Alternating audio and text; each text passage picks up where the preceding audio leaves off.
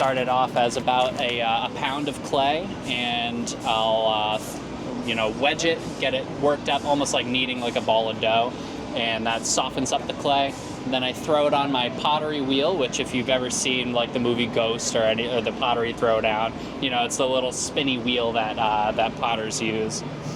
So I throw the clay on there, I shape it up into the shape that I want, and then I have to let it dry for a couple of days because it's too wet to manipulate right after you throw it.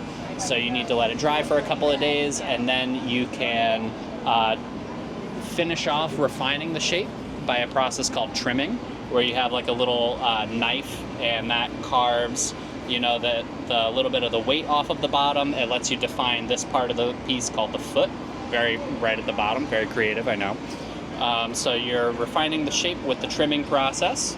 Then you let it dry another few days until most of the water has evaporated off, because the next step is firing, where you put it in the kiln. And if there's any water left in there, the water will turn to steam, it expands quite a bit, and your pieces will explode.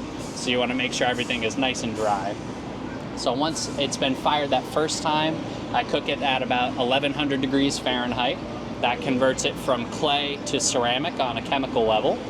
After that, then you dunk it in the glaze, and a glaze is a mixture of clay, silica, so like sand basically, and some oxides, and that is what gives it this glassy color.